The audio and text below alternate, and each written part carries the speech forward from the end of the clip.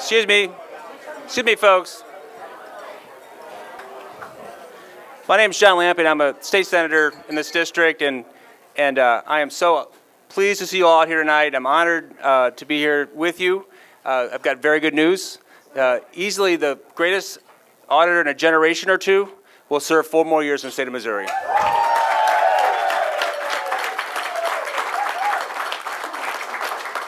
And we all know it was historic in that for the first time since the 1880s, the Democrats chose not to oppose our candidate. And tonight, our candidate will win with hundreds of thousands of Democratic votes. It's a bipartisan victory. I'm proud to introduce my friend, Tom Schweich.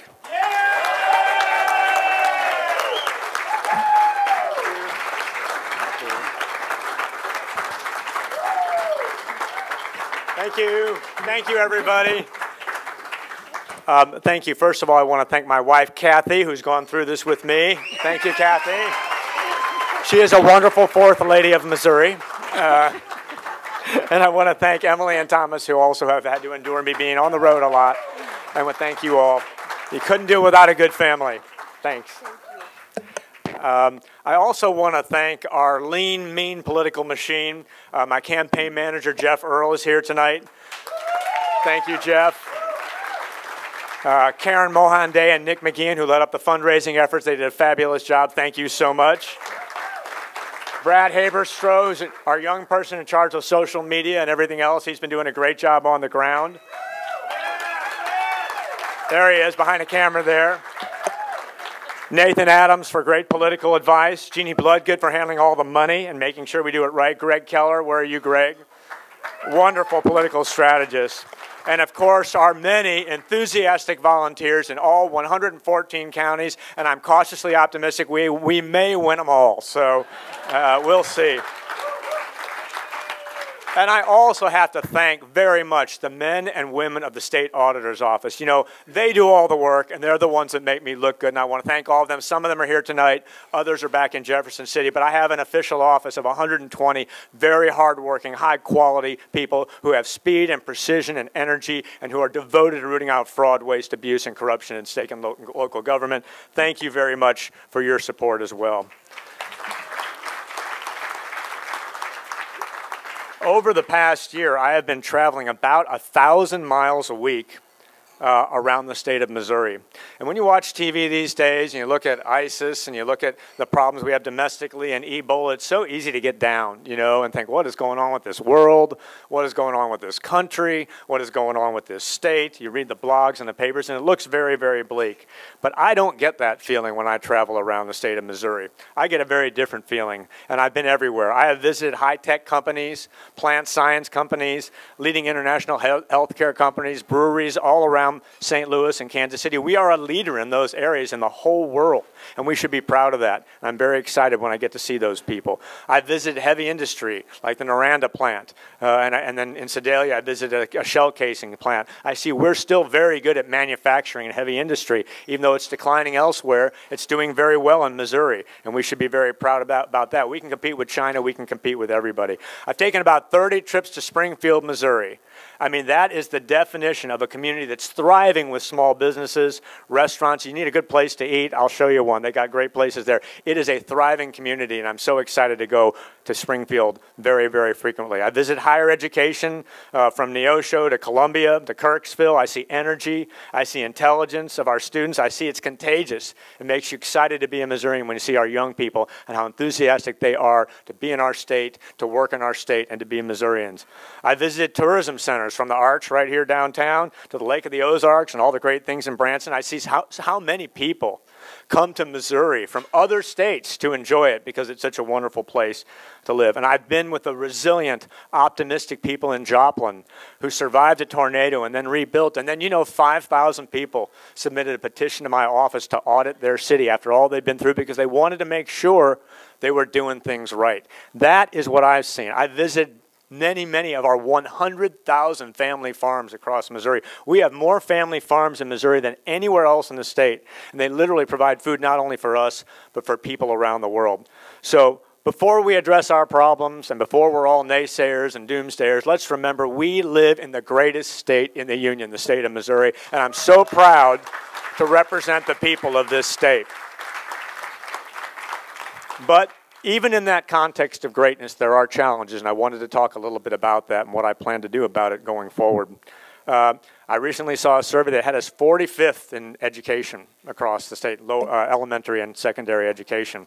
We need some work there. I've audited a lot of schools. I've audited the 4 largest school districts in Missouri and many of the rural ones as well, and there's significant challenges. We audited the city of Kansas City School District. We found problems with their inventory.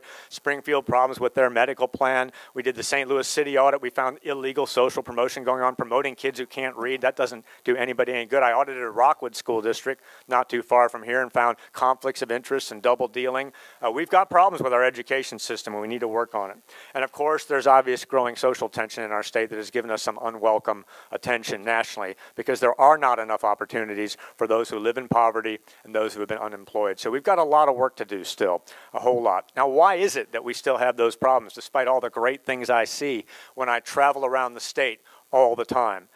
First, I think there's a lack of leadership at the top. And second, I think there's political corruption, plain and simple. Remember, my job is to root out fraud, waste, abuse, and corruption in state and local government. So if anybody knows the challenge and what needs to be done to fix it, it's me and all the good people I have working with me in the state auditor's office. We have a lot of politicians in this state that spend more time worrying about their next election than improving our state. They fly all around the state on expensive planes for photo ops, but they don't make the tough, politically risky decisions we need to make to bring people out of poverty, to improve our education, to improve our economic development. It's very, very bad, and it needs to be improved. And then the worst part we have, and this is what I see every day because of the nature of my job, is I see corruption at all levels, state, county, local. People who are serving themselves at the expense of the people.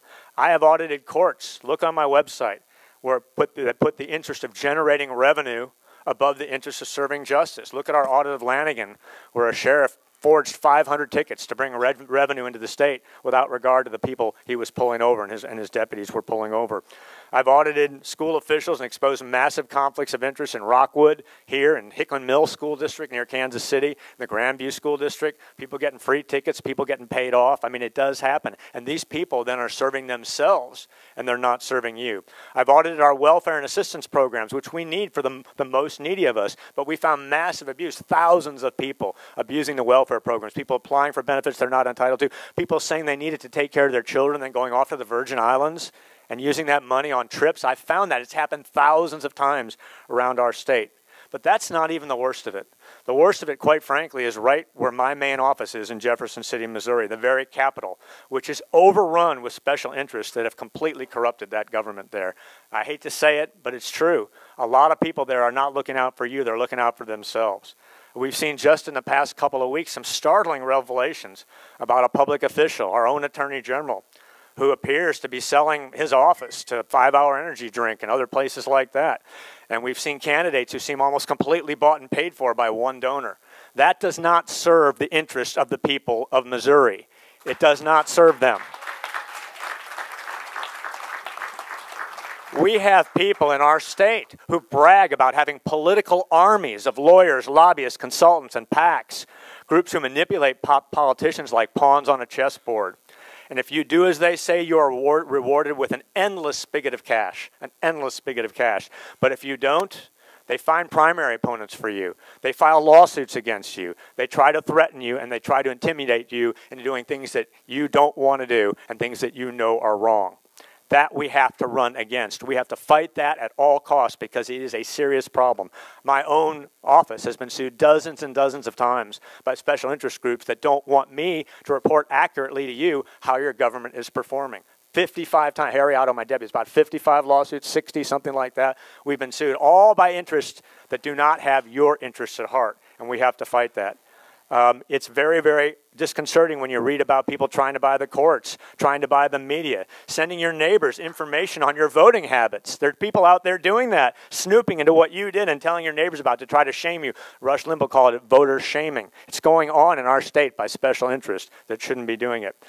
I want you to know that as I take over in my second term as your state auditor, I am committed more than ever before to fighting all aspects of corruption in all aspects of state, local government, in Jefferson City, in the counties, in the cities, and in the school districts. I will continue to be your taxpayer watchdog, and I will never be bought by anyone. You have my word. Thank you.